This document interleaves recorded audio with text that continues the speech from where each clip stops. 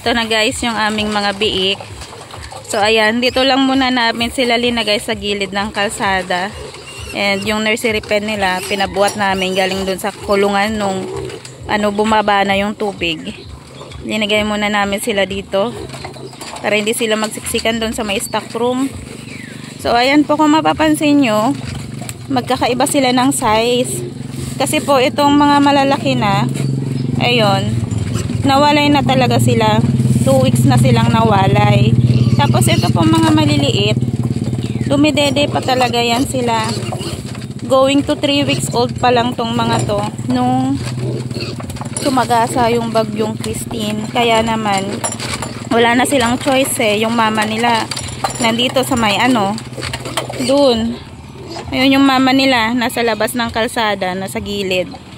So wala nang choice, hindi naman na kami pwede magpadede sa kanila nung time na yon kasi umuulan. Tapos wala, yung nanay nga nila nandun lang naman din sa labas.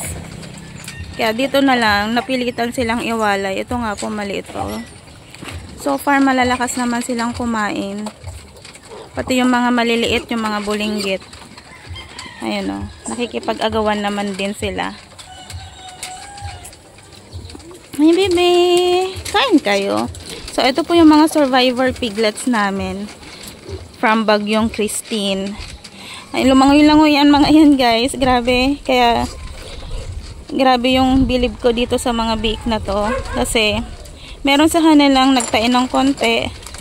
Pero okay na ngayon. Yung paglabas ko nga, pag-discharge ko from hospital. So yun na.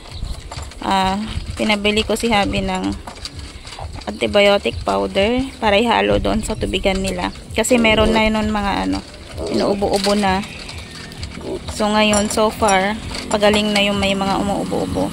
Tapos yung may medyo basa yung dumi, okay na din, magaling na din. So ang gagawin natin ngayon dito, pag ibabalik na sila doon sa kulungan nila, mag-inject tayo ng vitamins para isahang stress na lang. Vitamins muna. So, hindi pa tayo pwede magpurga kasi nga kailangan muna nating i-kondisyon yung katawan nito mga biik na to kasi sobrang stress yung naranasan nila guys. Tao nga na stress sila pa kaya. So, thankful naman ako. Thank you Lord dahil grabe, super fighter ng mga baboy namin. Kahit nalampas tao na yung ulo, talagang gusto talaga nilang mabuhay. Tingnan mo ito naman si Bulinggit. Liit-liit niyan guys. Kasi siya talaga kumbaga sa magkakapatid. 13 kasi itong lahat ng to na magkakapatid. 3 silang medyo bigik. Pero lahat sila buhay. Yun nga lang yung 3 na lunod. Ayan liit. Ang cute. So ayan. Ano pa naman siya. So nilang bubuhay. So yan, kukondisyon muna natin sila bago natin purgahin. Mag-vitamins muna tayo.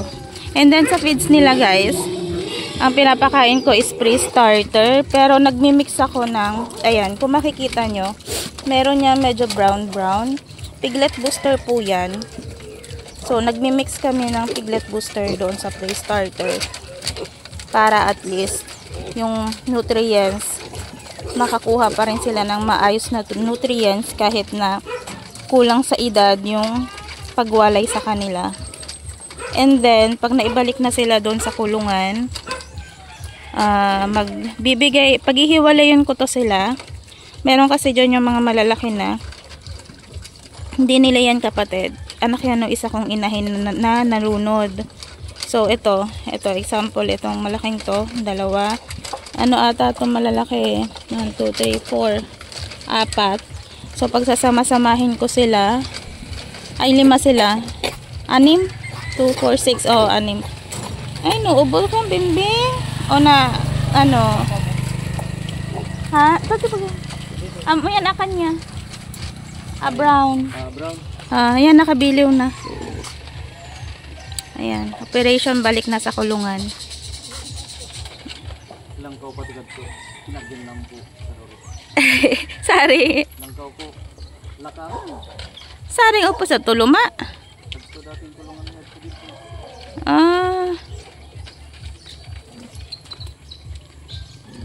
So ayan, unti-unti na kami nagbabalik ng aming mga baboy.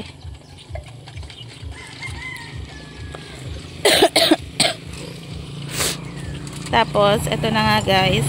So yung malalaki dito, saseparate na namin ng kulungan. Tapos yung mga maliliit, pagsasama-samahin namin. Ito mga maliliit na to. Para maggagatas ako sa kanila. So magbibigay pa rin ako ng foster milk dito sa maliliit. Para kahit papano may gatas pa rin silang inumin.